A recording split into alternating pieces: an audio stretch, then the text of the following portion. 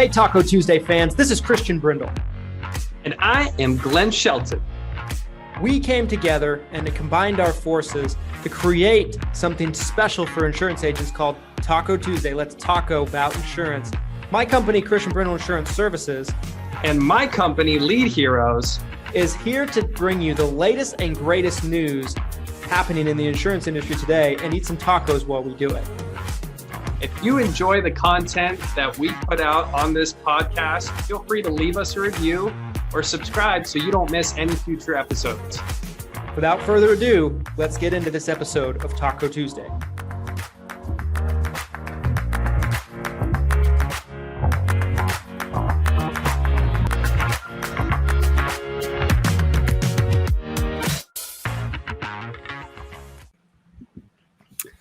Welcome.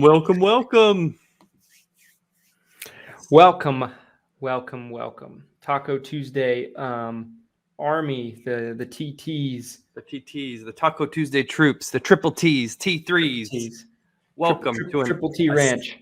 Welcome to a special early edition of Taco Tuesday. Christian and I, two very busy human beings trying to make our schedules work. We had a special guest lined up. He bailed on us. Matt Munguia, if you hear this, shame on you, sir.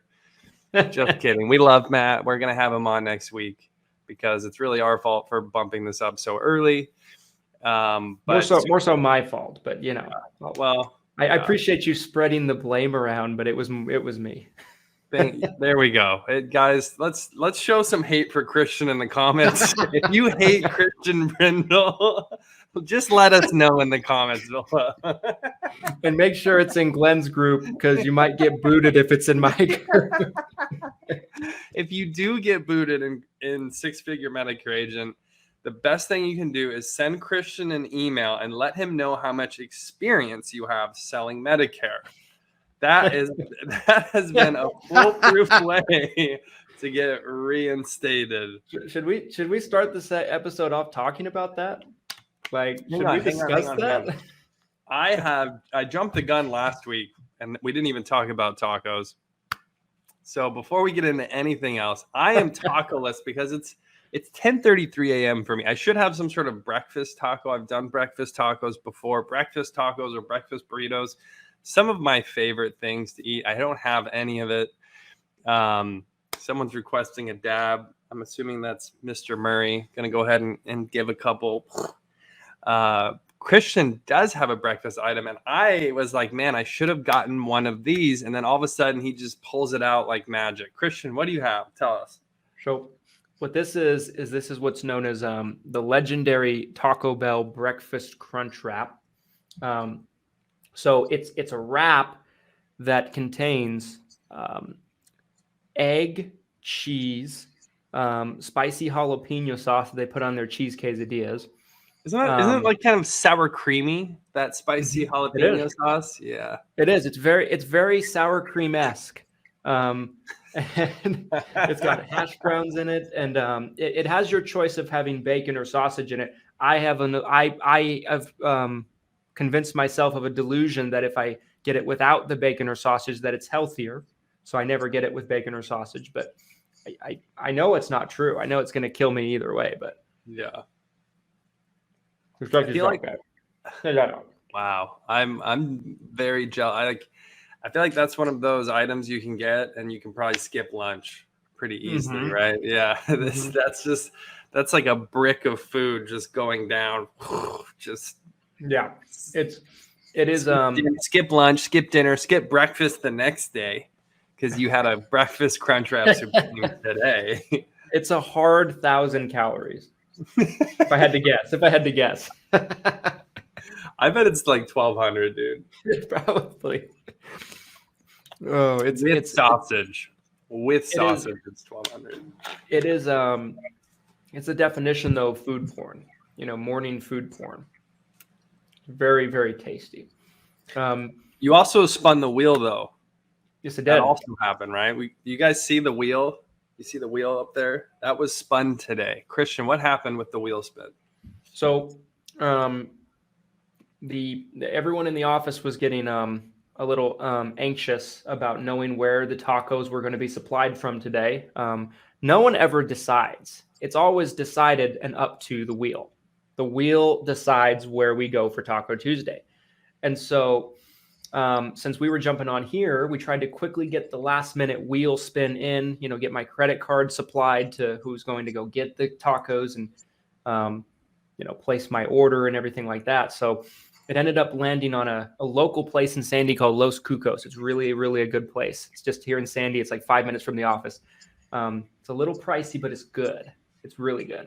So I'm getting this stuffed avocado with chicken stuffed in it, cheese all around it. It's fantastic. I love avocado. I've not been taking my diet seriously lately. Are we just like the most millennial people in the world if we like avocados? Is that it's like the definition of our generation? Okay, well, I think we've sufficiently covered tacos today, which is good because it is Taco Tuesday. I'm trying to look at the camera without looking at my shirt. Taco Tuesday, boom. Now we're getting to the second part of the show where we talk about insurance. Guys, we have a lot to discuss today. I went on a rampage on Christian on the phone yesterday. I couldn't stop talking because there was a couple things that happened recently that I definitely want to talk to you guys about. I felt we should have recorded that conversation yesterday. We should have. I saw this meme that this podcaster put out. It was like, talking to your friends without recording it is so 1990 or something like that. I was like, yeah, pretty much. Yeah. Do you want to talk about the email you got, or do you want to just kind of skip over that? We can briefly touch on it. Don't want to touch on it too totally much. Up to you. It was very entertaining. It was very. I loved it. I wasn't even mad. Yes. I wasn't even mad, really. Like, usually those things really piss me off, but this one was so basically like someone trying to teabag me through a computer. So long story short, what happened was there was a guy that I kicked out of Six-Figure Medicare Agent about a month ago, give or take. And it was basically for doing the same thing, kind of stuff he was doing in the email, like being super cocky, braggadocious, like talking smack to people in the group. And, it just, guy was a lot of problems. So I just kicked him out. I do that from time to time. And I get an email over the weekend from this guy. And basically the email started off by saying, apparently you don't know who I am, so let me bring you up to speed. And so I get that far in the email. I'm like, okay. I'm like, let's see where we go. Let's see where this takes us.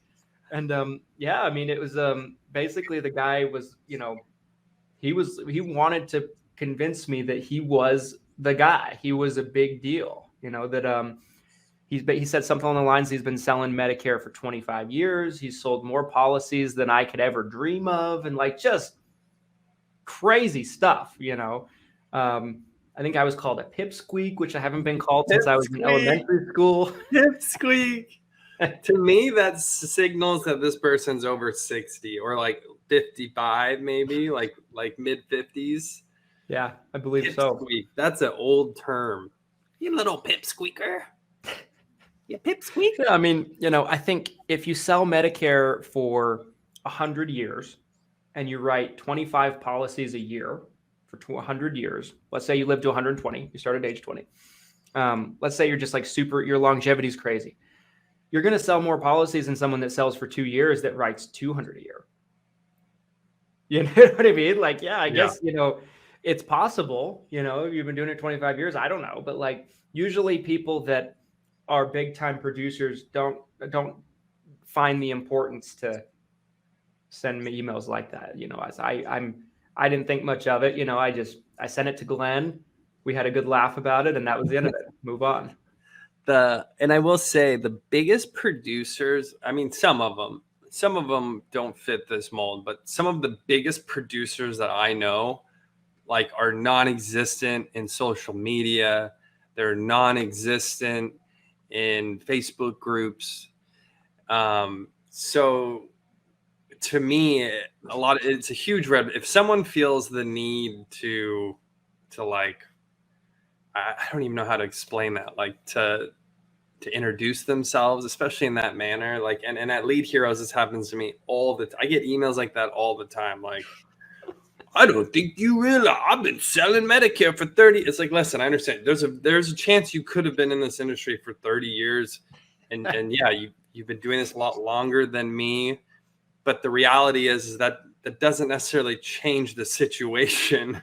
Who you are and how long you've been in the industry doesn't necessarily change what the situation is. And that's why I just really loved it. It was a nostalgic email for me because I've gotten many of those. It's almost one of those things where it's like, they're like, I've done this, I've done that. I've been a top producer for this company, top producer for that company. And I picture Glenn on the other end of the phone. He's like, well, that's fantastic. But that doesn't really answer my question. Right. Oh, sorry. What was your question? What kind of leads do you want? Yeah, 100%. Or like, the leads aren't working out well. Okay, well, what's your introduction? What are you saying on the phone, right? That's like one of my first follow-up questions when someone has an issue with the leads. And then instead of answering that, they launch into this tirade about how experienced they are, how great of a salesperson they are. And then I'm just saying, I'm like, if you've been in the industry for 30 years and you still need to sell day to day, I'm like, you probably did something wrong at some point. Like, isn't that probably the reality here? Like, yep. if you need to, and hey, I would still probably want to sell at least part-time to stay busy. So like, I'm not trying to pass any blanket judgment statements here, but I just think it's funny how much smoke gets blown in this industry, specifically by some agents. Yep, I agreed. Yeah, well, let's dive into this conversation about these Medicare Part B premiums, because I know you've seen a lot of posts about it, right? Since the news came out, I've seen a lot of posts about it. I posted about it. You've made some comments and posts about it. So I thought, what I kind of wanted to start was, I thought you had a really insightful opinion on it. And I wanted to kind of turn it over to you to start off with and just kind of get your reaction to it, your opinion on others' reactions to it, and just kind of go start the ball there. It's crazy how much this has been talked about. I'd say almost every Medicare agent that I'm friends with on Facebook, it seems like, has posted about it, posted an opinion about it. Probably one of the most discussed Medicare topics of this year, I would say. That CMS bulletin that came out last month, I thought that was going to be like the most discussed topic. And then the premiums got announced for Part B. And now this is hands down probably the most discussed topic. But before I get into it, I would love for you to kind of recap for everyone what the changes are. Yeah. What it was, what it's going to, what the kind of the increase is, and then we can kind of get into it from there. Yeah, definitely. So the Medicare Part B, I'll kind of give a story and a background, if I may, as to what caused the confusion about it, really, because the reason why people are freaking out about it the way they are, I think, is because a lot of people saw the previews and they ran out and told their clients that this is what it's going to be, right? Or they made them believe that's what it was going to be. Every year in September, the Centers for Medicare and Medicaid Services put out estimates, right? Like their estimated guess on what the Part B premium is going to be for the upcoming year. But the official numbers don't usually come out until maybe around this time of year, November, right? And so in the past, and I know we were talking on the phone yesterday about it, I can see where some of these agents would be coming from, because over the years, the estimates have typically been incredibly close to what the actual number ends up being. It might have been $1 or $2 off of what they really were. I don't recall off the top of my head, since I've been in the industry a year, where the estimate was this far off. So I think a lot of agents were, in a position where they might have jumped the gun, told their clients that it's going to be this, and then it ended up being dramatically different. And they're trying, they're panicking because the clients are going to blame them, right? That kind of thing. So to answer your original question, the Medicare Part B premium for this year was $148.50 a month. It was estimated to go to $158.50, which sounded like a pretty large jump as is, because the year Right. before, I think it went from like 144 to 148.50, right? It was Right. like less than $5 or around that.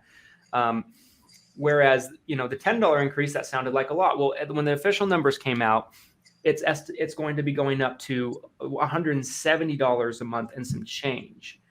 And so that was obviously a much greater increase than people might have originally expected. And so people have just kind of gone bananas about it. I obviously, and I told you this on the phone yesterday, my perspective on it as an agent is I don't like to see it, right? Like I don't like to see them get increases because, we care about our clients, that kind of thing. Like, we don't like to see them get increases ever, but if we can help it. But at the same time, it's one of those things that, there's ways to combat it, right? Like there's give back plans, there's things like that. And I saw a Medicare supplement company raise a couple of my clients this year 28% Right. in 1 year. Right. So it's not exactly, it's not the worst thing that could happen, Right. in my opinion. But I also see from that perspective, I think a lot of seniors are looking at it from the perspective that they were expecting a raise, right? They're expecting the raise, whatever it was. I think it was like 5 or 6%, something like that, on their Social Security. And they're looking at it as the more it goes up, the more it eats into their raise, right? And they might have been like counting on that raise. They were planning things out on what they were going to do with their extra budget next year with that raise. And so I think it's more of a disappointment from them than anything. The ones that live off Social Security anyway, the ones that don't live off Social Security, it probably doesn't matter. So it's going to range widely depending on the client, I'm sure. Yeah. So lots. I have a few different thoughts on this. So one that you kind of already touched on is, I think, why this became such a big deal, I think, is because the estimate didn't line up with what the actual number was. I feel like that's what really kind of created this whole environment where everyone's upset. And I'm sure there's a lot of upset seniors out there. There's a lot of upset insurance agents who are like, I have to deal with this now because these seniors are upset. They're calling me. So I think, obviously estimates are what they are. They're estimates. They're guessing. They don't know yet. Wherever this original estimate came from, or whoever, made up this estimate, they were just trying to do their best at guessing exactly what the real number is going to be. Obviously, we've seen some inflation coming into the back half of this year, which I'm sure had a huge part of why this premium had to go up. But I kind of look at it like what's the alternative solution here, you guys? Like I've seen so many comments where it's like, this is so disrespectful to seniors. Like I can't believe Medicare's doing this. Like, it's like, well, what's the alternative? Like, at the end of the day, I'm still a capitalist. Are you guys still capitalists? Do we still live in a capitalistic society? Because the government is going to have to start paying more for these people. And so it's either coming out of the government's pocket or they're going to increase the premiums to the Medicare beneficiaries. So to me, it's like, this is kind of more of the same. Is the jump more than expected? Yes. Is the jump bigger than previous years? Yes. Should this be explained to seniors to avoid confusion going into 2022? Yes, absolutely. But this almost call to action of like, get your pitchforks, get your torches, we're going to war against Medicare. Like, that's completely uncalled for in my opinion. Like, that should never be the case. Like, what do you guys want? A one-payer system? Do you want to completely write yourself out of the whole business? Because that's kind of where I'm looking at a lot of you guys, and I'm like, okay, is that what you want then? You want a one-payer system? The government's going to pay for everything. There goes Medicare commissions, most likely completely out the door, right? So yeah, I guess that's kind of been, I don't know. I try to not like get too opinionated when stuff like this happens, but I just feel like this was blown so spectacularly out of proportion. And the other thing that gets missed too with this, like Christian did just mention a second ago, there is a cost of living increase that's going into Social Security. So at the end of the day, it's actually still a net positive. They're still going to be taking home more money, regardless of this Part B premium increase. So, yeah, I think that was kind of most of my thoughts that I had on it. But have you, Christian, I guess the question I have for you, you mentioned to me yesterday that you had reached out to some of your clients about this. Have you had a lot of seniors reaching out upset? Well, so we sent an email blast out yesterday and to all of our clients. And I now today, going into today, I now am thinking that was a mistake. Like you and I talked on the phone about this yesterday, and you're like, if I was you, I would have just not said anything. And I think you're right, because we sent the email out with best intentions, right? Just to basically let them know and, inform them about it. And we couldn't have made the email any more clear, I felt. We explained what it was. We even put in the email, if you're on Medicaid is likely paying this for you. And the amount of emails that I got back, I counted by the end of the day yesterday, there was 90. Over 90? 90. Yes. Yeah. People replying to our email blast, which comes to my email. Basically, frantic. There was somebody that replied, and they were incredibly mad, and they were there were several people like this actually. They thought that their Medicare Advantage premium was going from 0 to that, and I'm like, I had 80-year-olds, 90-year-olds call. I had people that don't even remember they're paying their Medicare Part B premium, despite us talking about it many times. It just created a big headache for me in my office. That's all it did. I don't think it did any good. So if I could just go back to Monday morning, we wouldn't have sent that email out.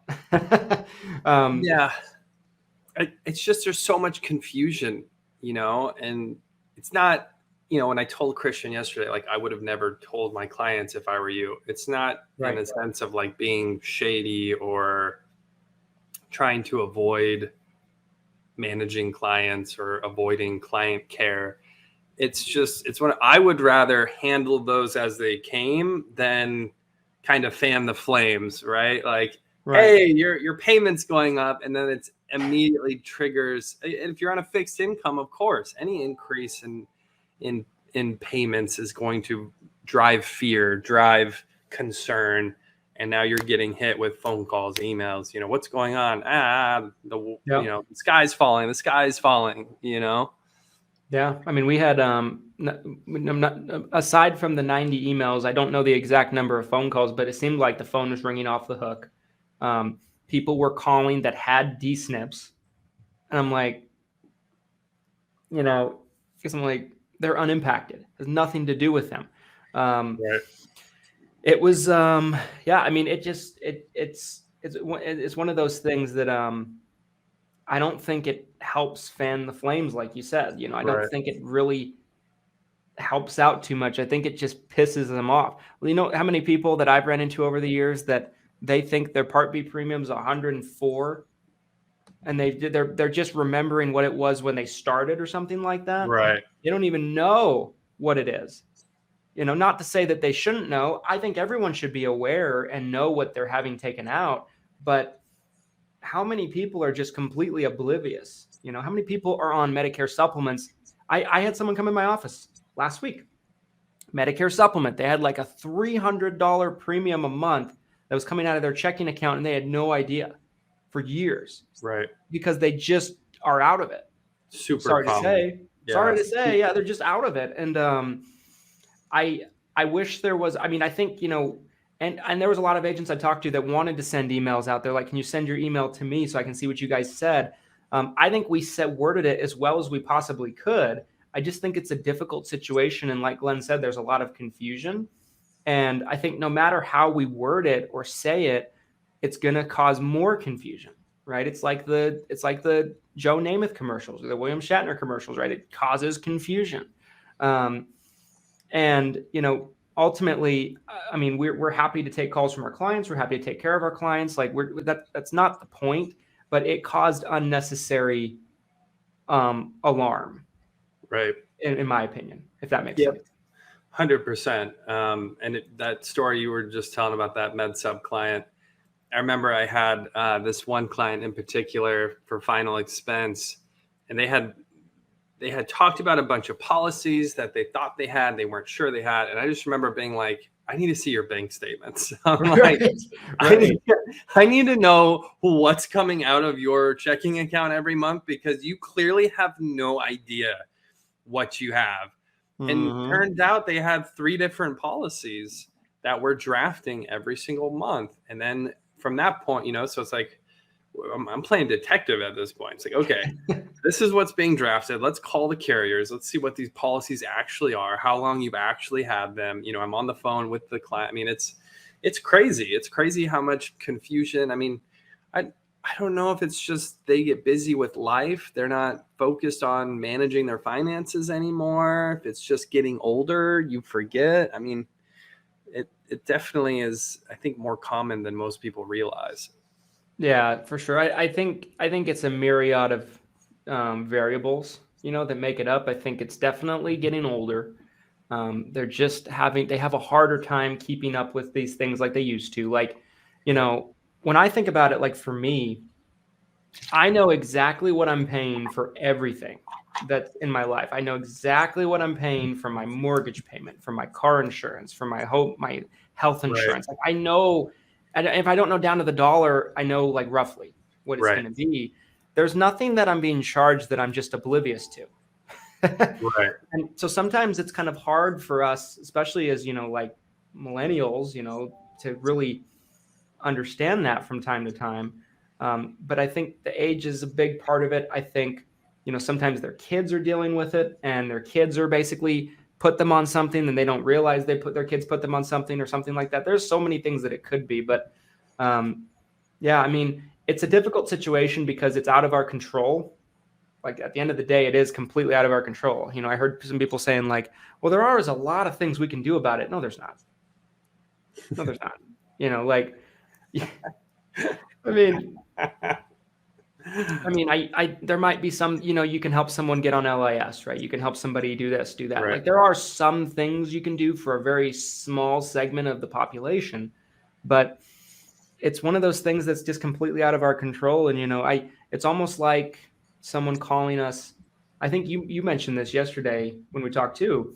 It's almost like somebody calling us about their Social Security increase. Like it just has nothing to do with us. We deal with their health insurance. And, and I agree with that. I mean, I understand the thought behind sending an email out because that was the thought that we had. I just felt like it didn't do much good. I think it might have done more harm. Yeah. Yeah. It just adds to the confusion, and the other thing to kind of consider here, you guys, I just did a quick Google search there a second ago. It's kind of a new phenomenon that this has never happened in the history of the world before, is that life expectancy is now past 80 years old.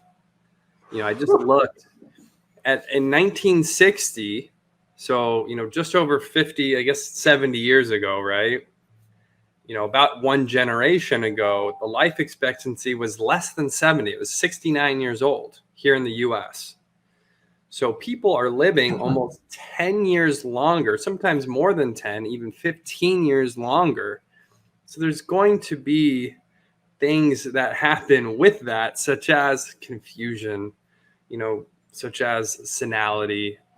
I'm sure at some point I will be a part of that crowd as well. So I think it's something we just have to learn to work with, and be as helpful as possible, but without, I don't know. I don't know what the best way to really manage, because, and this is important to me, because at Lead Heroes, we're talking to thousands of seniors every day, and a lot of our Medicare campaigns is we're trying to figure out, are you on a Medicare supplement plan or are you on a Medicare Advantage plan? Mm-hmm. Except, the way we word it is, are you paying more than X for your Medicare supplement? And there's so much confusion around that one question, right? You know, Christian just said, I know roughly how much I'm paying for all these different things. And I'm the same way. You know, I might not know the exact dollar amount, but I know ballpark what I'm paying for these different services. And so when we're calling at Lead Heroes and we have this one question, you know, okay, you have a Medicare supplement plan, Mrs. Jones. Would you say you're paying $150 a month or more? And you'd be shocked how many people are like, I have no idea. I think I'm paying, you know, and then they'll quote like their Part D premium, or they'll quote their Part B premium, or they'll think it's one amount, but it's not. There are some people, impressively, I'd say it's probably about 1% to 2% of the people we talk to who are like, I'm paying $259.39 per month, and it's with Humana. Like it's very rare. It's like probably 1%, but it does happen. So I don't know I wonder if there's a way we can help. How can you simplify this system for seniors beyond? Because it's like, it's maybe it started off simple, but I feel like we're at this point, they keep adding layers to the Medicare system. And it's like, how do you simplify this? I don't know. I don't know how you can simplify it. It's $1 million question, but in my opinion, I think, you know, a great way to simplify it is to do what a lot of people have started doing in the last 5 to 10 years in our space. And that's, you know, putting out information, free content, right? Like doing what Boomer Benefits is doing with their YouTube channel, with their blog, right? Like there's so much free information out there now. I find that, you know, and it's probably information overload even. There's probably even too much out there. But I feel like as younger generations age in, they're going to be more and more technologically savvy. They're going to be more astute on being able to educate themselves on a Google search, on reading something on Wikipedia, right? You looking something up on YouTube.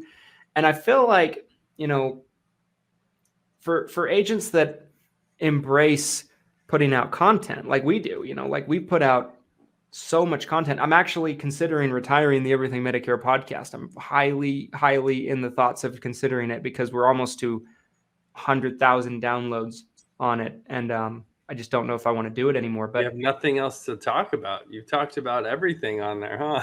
Yeah, exactly. Like you could learn, you could know more about Medicare than 99% of insurance agents if you listen to every episode of that podcast.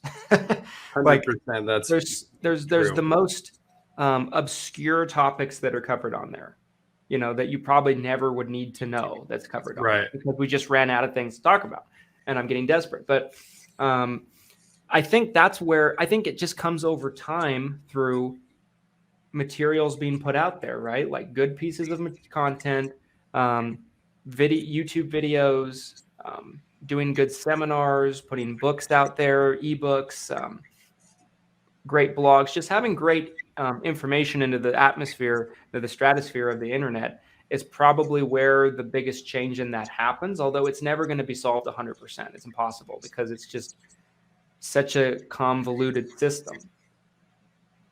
Yeah, you kind of have this soup of different things that are making it so. You got people that are in these older years, and it's difficult, I think, for them to synthesize information, even when it is good information. You know, I'm thinking about, you know, shout out as always to Justin Brock, who should be a sponsor of this show. But, you know, I know he puts out great content, you know, that is client facing, senior facing. Which is great. But then on the flip side of it, even though he has this great educational content, just like I'm sure Boomer Benefits does, you have a system that's changing constantly. We just talked about the Part B premium increases, right? So you have this system that's, you know, you could have a really great video about how Part B premium works and what it is, and then all of a sudden next year that content's not even relevant because it changed, right? Or 100%. Maybe the law passes like Plan F and then Plan F goes away. Like, yeah, it's this constantly changing monster. So you have, even with good content, I think it can lose its value quickly in a constantly changing system. And then on top of it, you have seniors who a lot of times are tough to synthesize information. And then you have a lot of bad content out there too now. That's the other thing that you're fighting against. You have a lot of content, like we spend, in some of these Medicare Facebook groups that we're constantly making fun of, where it's like, oh my gosh, this commercial is so horrible. Like, can you guys believe it? Look at this ad I just saw on Facebook. And so again, it's kind of this soup of information that can just make it so tough. I love the Everything Medicare podcast. I think that is one of the best ways probably for helping seniors clarify all of these different things. I do think the consumer is going to continue to get smarter. I think if you look at a 60-year-old today versus a 60-year-old 10 years ago, is a night and day difference on how they interact with technology. I mean, my parents would be a great example of that. I've talked about my mom on the show previously. She already knows exactly what she wants for Medicare, and she's probably not enrolling for 2 more years. So, the T65 market, I think, is a whole different animal than it used to be. Yeah, 100%. Like, so I sat at a booth on 2 weeks ago on a Saturday, which I haven't done a booth in like 5 years. I didn't know this. And yeah, I know, kind of like breaking news, right, on the show. Breaking news. But and was that Walgreens? Where was the booth? Where was the booth? It was at a Harmon's. Harmon's, okay. Which is like I don't know where Harmon's is, but it's a grocery store? Yeah, it's a grocery store. It's almost like a Fresh Market or Albertsons or something like that. Okay. Was there a lot of traffic to this store? So here's the thing. It was a weird thing. So it was I was asked to do it by a local insurance company here in Utah. And they said, they're like, you can just do it for 1 day if you want to. There's no time commitment. You can do it from 9 to 2, and it's a real good location. I said, why not? Screw it. It's a Saturday, you know. So I accepted. Saturdays are good. I would think Saturdays are good. Yeah, and they put me right up front, next to the cash register. So basically, when people would come out of the register, there I am. They can't get away from me. There you are. There he is. So like before we came on, I had somebody just walk into the office who had met me at the booth a couple weeks ago, and dividends. Yeah, this was and I bring this up only to say, this is a person that turned 65 this month.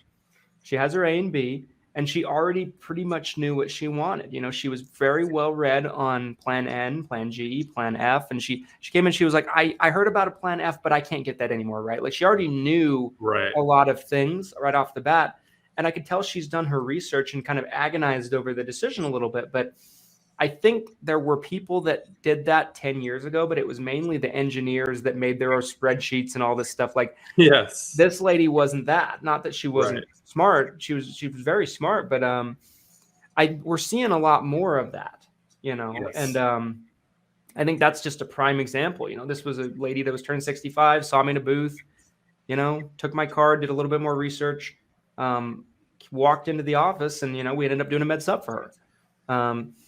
But she already knew what she wanted right off the bat. It didn't take a whole lot of explanation on my part, maybe just reiterating a few things that she had read. How did the booth go outside of that?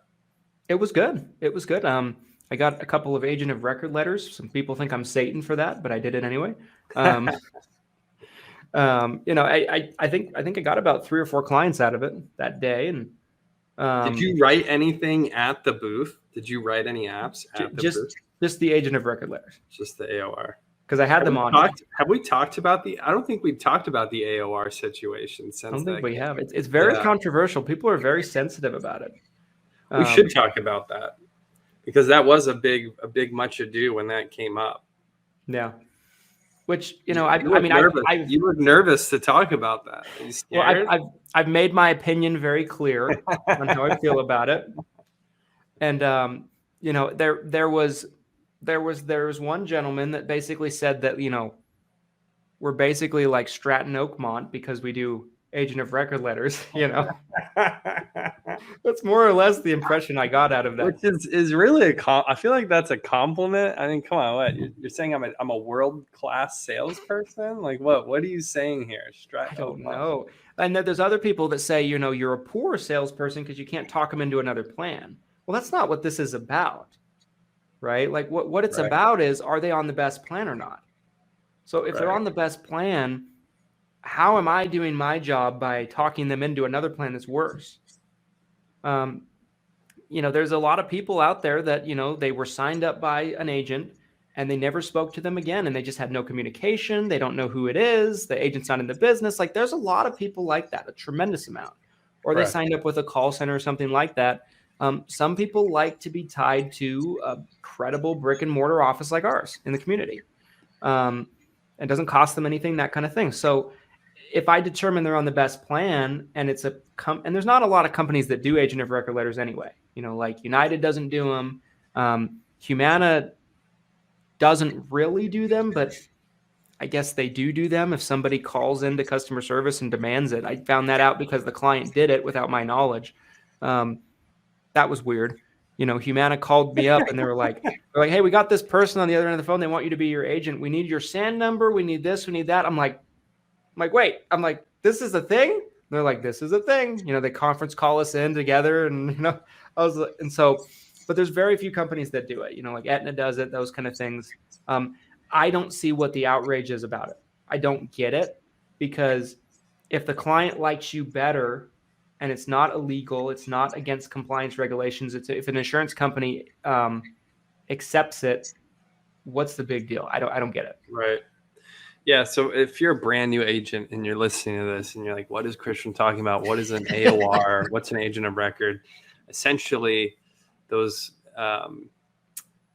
commissions, the renewals that are being paid every month or every year, when you become an agent of record, you're saying, hey, this is actually my client now. So even though you didn't write the application, even though the original application was written by someone else, you are now saying, this is my client, and any renewals moving forward are now being paid to you. So that's why this can be such a touchy subject, because literally, in some senses, like if I AOR'd Christian's client to myself, I'm essentially taking his renewals and putting it in my pocket. They're gone. Even if he wrote the original application and he paid a lead, yeah, thank you. I need that. Give me your money. I think it's the idea or this argument that like it's a terrible thing that should never be done is so silly to me, because without a doubt, like you just said, Christian, there's so many people out there who don't have an agent, or their agent's no longer in the business. I can't tell you how many times I came across that. So if they want an agent, they don't have an agent, how is it a criminal or a bad thing to be helping out the client? Not to mention the other side of this that a lot of people do is they will rewrite the client when the client shouldn't be rewritten. So that is the more unethical thing here. It's plan flipping someone into a worse plan, which I can't tell you how many times I've seen that happen, you guys. Even on the life insurance side, that happened all the time. And it was really sad to see someone who would take a life policy that they had for 2 or 3 years. And obviously on the life side, premium goes up every year that you get older. So, and then they get rewritten into a worse plan by an agent because they just want that client, and then they drop that old policy. And it happens on the health side too, the Medicare side. Right. They get put into worse plans because they just want to have that client on their books. So in my mind, an AOR, I think every carrier should be offering an AOR. And I think, unless it's literally a situation where like you're bad mouthing the other agent, you're like, oh, I know this guy, he's horrible. Here, sign my AOR. Yeah. Like that's okay. stretching it. That's Is there situations like that it could be unethical? Sure. But the vast majority of the time, I think it's in the best interest of the beneficiary to be able to do AORs with their existing policy. Exactly. I couldn't agree more with you. I think, it should be their choice at the end of the 100%. day. Like there was someone I did an AOR on this AEP. There's two scenarios that I think are kind of interesting and relevant. One of them, they came in and wanted to do an AOR. They had an agent. The agent was active. I didn't know who they gave me the name. It wasn't one that was familiar to me. The agent was active. The agent was basically, keeping up with them, but they didn't like him. Like they just came flat out said, we don't like him. He only talks about himself. He doesn't care about us. Like that's what they said. So do I have any loyalties to this dude? Absolutely zero. Right.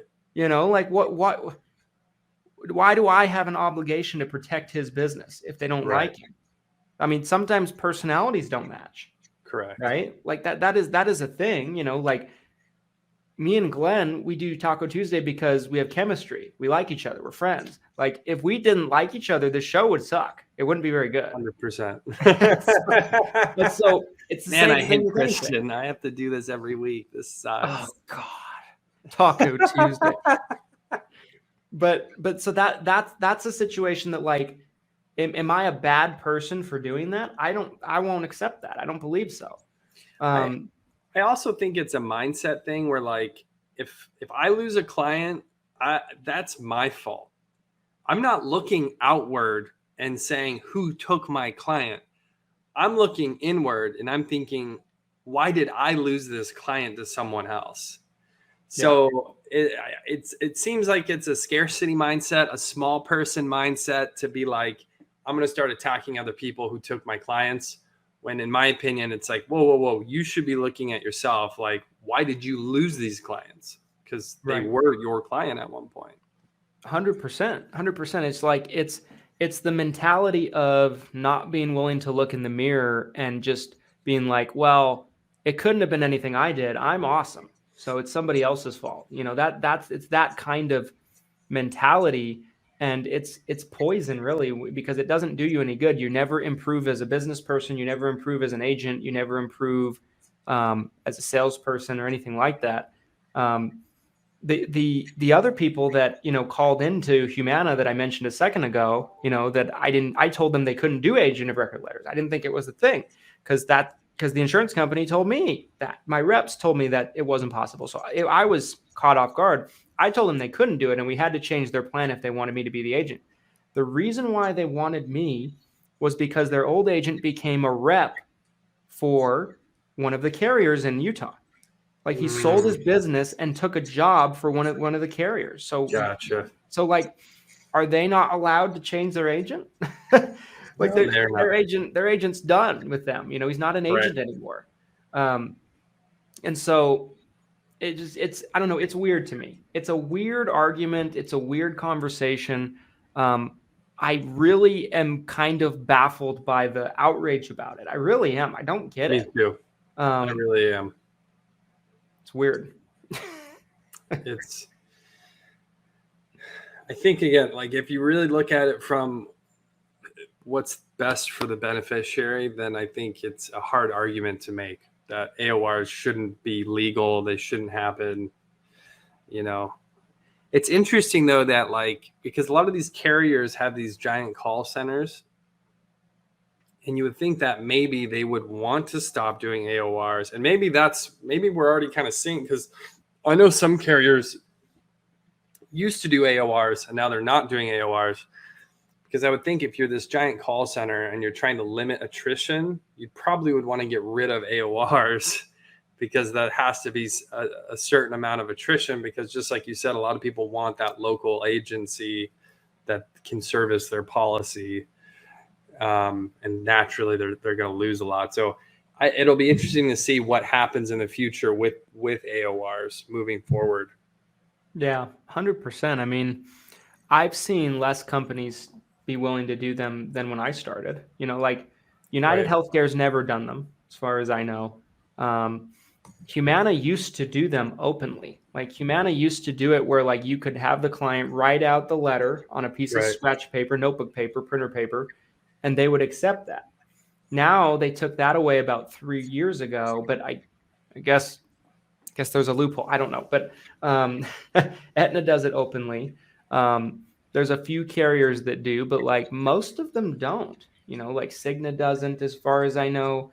So I think we're starting to move in that direction. Like even some of my local carriers, like Blue Cross Blue Shield of Utah, they were doing it year round. Now they're only accepting them during AEP. So I think we're starting to see it kind of pull back. I think carriers are just like, okay, we only want to be focused on new business. We don't want to waste our time processing agent changes back and forth, between these a couple of agents. And I get that, I can understand where they're coming from there. But yeah, I mean, I think it all has to do with what's best for the client at the end of the day. Like if let's say someone, you talk to someone and they're like, well, my agent's, John Smith down the street. I really like him. He's doing a good job for me. And you just keep pushing and pushing and pushing and pushing. Then yes, that's kind of an asshole move, and you pressure them into changing. I get that. But like, if they want to do it and they have no objections into doing it, I love agents. I love working with agents. I want to see all agents do well, but if it's somebody I don't know and their client doesn't like them, whatever the case might be, like I'll slice their throat and I'll take their client, like it's just, I don't have loyalty to every licensed agent on the planet. Right. I just can't. It's not, it's not possible. You can't. Kind of switch gears here. I am curious, and we didn't talk about this yesterday, but I am curious what your thoughts are on the current economic climate with, the inflation numbers that we've seen over the past couple months.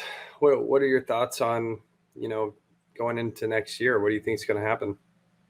Well, I mean, I think the inflation numbers, last month, 2 months is when they really started to spike up.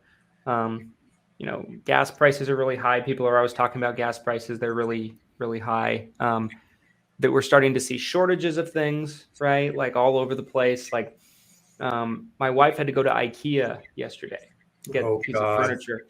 And like probably 2/3 of the items that they had out on display, they were out of stock on.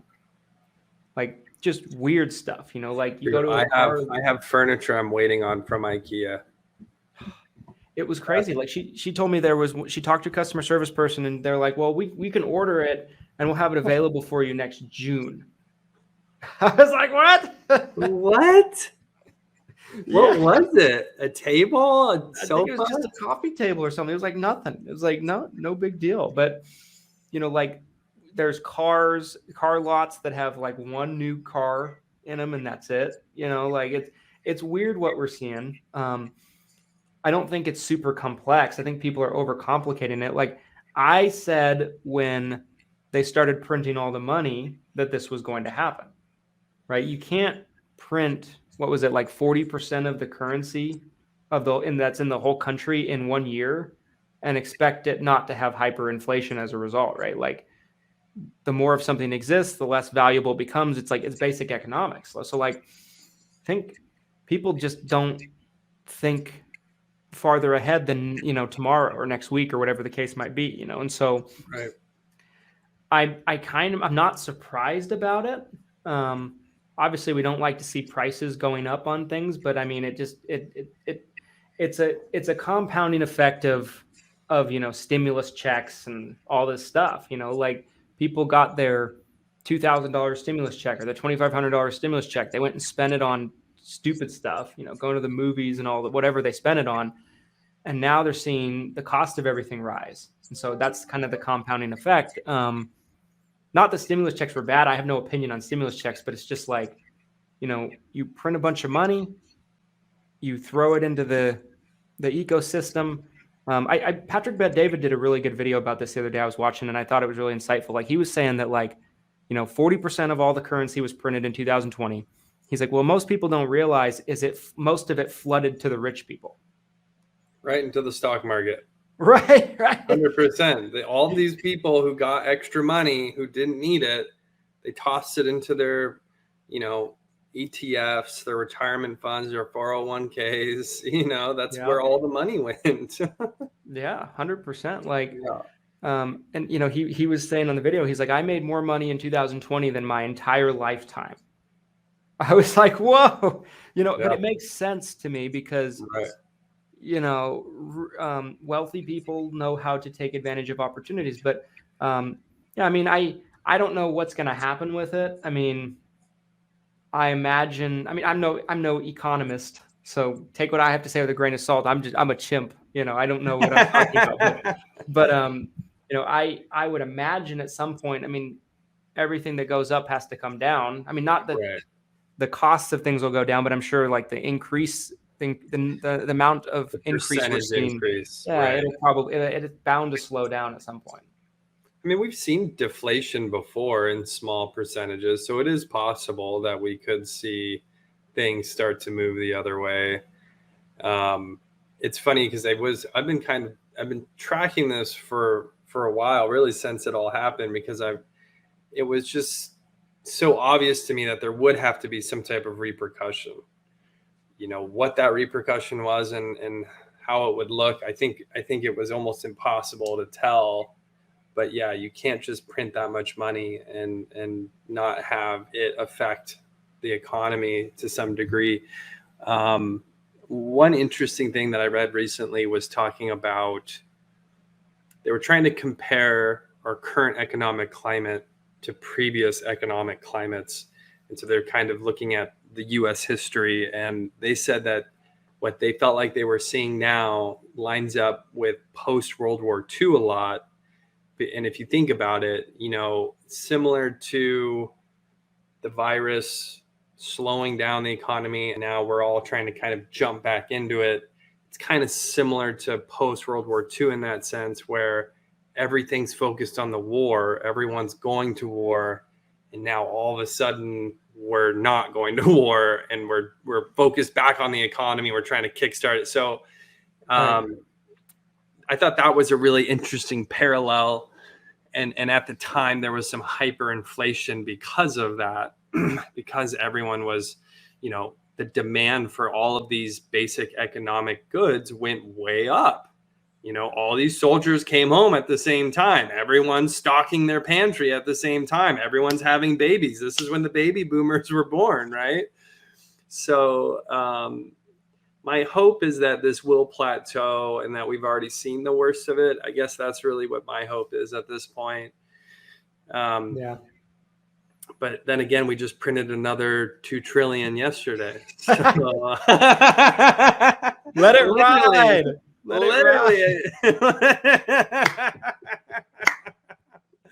Literally another 2 trillion got dumped in yesterday. So I don't know. Oh my gosh. I don't know. Maybe this is just the train to hell at this point. I have no idea. I took an SBA loan last year. I didn't need it, but I took it because I'm like, they're going to give it to someone. Might as well be Christian. Absolutely. Absolutely. One thing I put up in my post about the Part B premium the other day, and I think a lot of people didn't read the whole thing. I think they read the first half of my post, which I'm guilty of that too. If someone puts up a super long post, I almost never read it all. Almost never. I don't even usually read it all. I'm just like, I get tired thinking about it. But one thing I put up in the second half of that post was, talking about the inflation and talking about how, as all of you guys that are watching this as agents, the way that you combat this is by making more money, right? If you have $5 and your $5 becomes less valuable every year, eventually your $5 is going to be like having $1, and the way to combat that is go find $5 more. Your income needs to be growing. Your business needs to be increasing its revenue year over year, because if you're just, let's say you're making, $250 a year, whatever the case might be. Let's say you're an agent, you're making $250 a year and you consistently make that and you don't go up, you don't go down. Eventually it's like you're losing money because because of the inflation. So like you have to be always having a growth mindset and a growth mentality as an agent. People say, what do you do about inflation? That is what you do about inflation. You increase your income. And you try to find ways to let your business evolve and grow. Increase your income. That should be, I want a t-shirt that just says that, because that's the other thing. Like, and this kind of goes back to like the Part B, like the inflammatory responses to the Part B premium increase. It's kind of the same thing with inflation. We see inflation every single year. There's inflation. Yeah. It's just a matter of how much. Is it 1%? Is it 7%? Is it 3%? There's always inflation because there's always more people and demand's always going up. And then obviously there's a bunch of other economic factors I can factor into it. But to sit there and be like, oh man, inflation's killing me. This sucks. It's all the government's fault. Yeah, just go take advantage of whatever it is you can and make more money, increase your income, and you don't have to worry about it. Exactly. Like anytime there's hardship going on, there's people out there behind the scenes that you don't see that are taking advantage of the hardships. They're using it as an opportunity. So that needs to be the mentality. It can't be this victim mentality, of like, oh, I had to fill my gas tank and it was $60. Well, maybe your mindset should be, instead of worrying about that, make so much money to where $60 you don't even think about it. You just swipe your credit card. Yeah, the gas posts are ridiculous in my opinion. I can't remember the last time I ever even considered how much it costs to fill my tank. If you want to talk about a political, if you want to talk down to someone in a political sense, by all means, go for it. If you're not happy with the current president, by all means, make it known. But to just launch and target gas prices, like I spent $60 filling up my tank, and I'm like, who cares? I'm like, then don't drive a car. Like, you can ride a bike everywhere. Yeah, I'm like, if that's gonna bother you, I'm just like, that's not even on. Gas prices haven't been on my radar since high school. I'm like, come on, you guys. Like, it's insanity to me. But the only reason why I know that the gas prices are going up and up and up is because everyone else keeps telling me they are. Because every day I see someone comment about. I love what you were saying about the mindset thing, though, because like take this Part B premium increase as an example. I think the victim mindset is, oh my gosh, I'm going to have clients reach out to me. I might lose some clients because they end up changing. Like, this is a horrible thing. You're hurting me. You're hurting seniors. But I think the opportunistic mindset is, I can leverage this to get new clients. I can leverage this to cross-sell, have it as an open conversation with existing clients to cross-sell them other products, other policies. And I really think that's the difference between really successful people and people who just kind of flounder. Do you look at everything like you're being attacked, or can you look at everything like, how can I leverage this? Because you can almost always leverage it you can always use it as a springboard to grow your business in some manner, some way. Yep. 100% agreed. This ended up being a really good episode. We did it. We did it, you guys. Mic drop. Mic check. 1 2 1 2. Hey, 1 2 1 2. We got DJ Brindle in the house. Woo! In case you guys didn't know, me and Rebecca Davis are going to have an intense rap battle at the summit next year. So we hope you're practicing your freestyle, Rebecca. Buy your tickets now. Just so you guys know, now. I'm just going to memorize an Eminem song and just say that. I'm just going to pick one none of you guys know. Eminem. I think it's me. What's your favorite Eminem song? Oh man. Well, there's this one I've been listening to at the gym a lot lately. It makes me run faster. It's called Survival, and it's a pump up song. It's really good. It's on the Marshall Mathers LP2 or something like that. Old school. Okay. It's a good one. I really like Stan a lot. Stan is a great song. It's a classic. It's a freaking classic, dude. I love that one. I'm Like, obsessed. I love a lot of his newer stuff too. Yeah, me too. Kamikaze. Like, I used to love listening to like his first couple of albums, but now as I'm older and I listen to them, like they kind of bum me out a little bit. So I don't listen to him as much. You're like, skip that song. That's dude, half of his music's depressing if you actually listen to it. Totally. Talking about his life and how all the stuff that happened. I mean, yeah, like on his second album, he put a song out about killing his wife. Like I was like, oh, like what is going on? Can you relate to that, Christian? No, not that bad. Okay. I mean, my wife probably, relates about me sometimes, like, yeah. But yeah, I mean, that's funny. All right, guys. Well, final thoughts. I know we're at the end of the show here. The hour's wrapping up, but Mr. Brindle, final thoughts for our Taco Tuesday troops out there. Yeah, I mean, my final thoughts, guys, would be, don't let yourself be consumed by things that you can't control. That would probably be my biggest takeaway from today's episode, because like things like the Part B premium, you can't control. Like you can't. And I think it's one of those things that do what you can and don't worry about what you can't.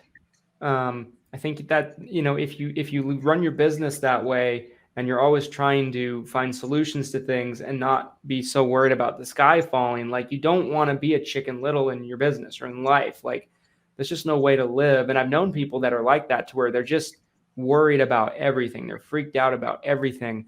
And I'm just like, it's never even 5% as bad as they make it out to be. So I just would say, focus on what you can do and try to find solutions, and just don't have a victim mentality. And, you'll have a better business, you'll have a better life, and you'll just be a better person.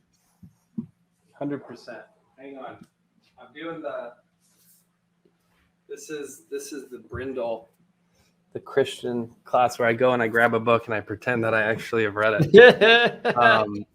I just started this book. My wife actually bought this for me, and I was wanting it, but it's about Genghis Khan and the making of the modern world. So it's kind of like, the book's divided into 3 parts. It's Genghis Khan growing up, Genghis Khan the conqueror, and then how the world was shaped based on everything that he did. I'm very, very early into the book, but it's been absolutely fascinating. And the reason I bring this book up is to really kind of build on what Christian just shared there, you guys, with his final thoughts. Your circumstances are bullshit. I don't care if you are completely broke. I don't care if your wife just divorced you. I don't care if, the absolute worst of the worst just happened to you. The IRS is coming after you. I could care less. And Genghis Khan is a perfect example of this, because he was actually a slave. He's the greatest conqueror the world has ever known. He conquered more people, and he conquered a larger land space than any other person in the history of the world that is known today. And he was literally a slave. He literally came from nothing and had this massive impact. And I feel the same can happen to us. So you get caught up in the bullshit. You get caught up in this Part B premium increase and how much it's going to ruin, your clients and their future. It's just total nonsense. Focus on your own domination. Focus on your path to your creation of what you want in your future. Woo! That's it. That's my final thoughts, you guys. I love it. 100%. Straight gold, straight fire. Guys, thanks for watching. This was actually, really good episode. I enjoyed it a lot. I did too. And we're excited next week to have Matt on. So we'll have him on. Mr. Munguia, the legend. Stay tuned. I mean, there's not a whole lot of people we end up having on. Not to throw shade at any of our guests. All of our guests are big time people, but there's not too many people that have, the sales experience, the industry experience as Matt does. And so I'm looking forward to it. And we'll be back next week, guys. Thanks for watching. Thanks for tuning in.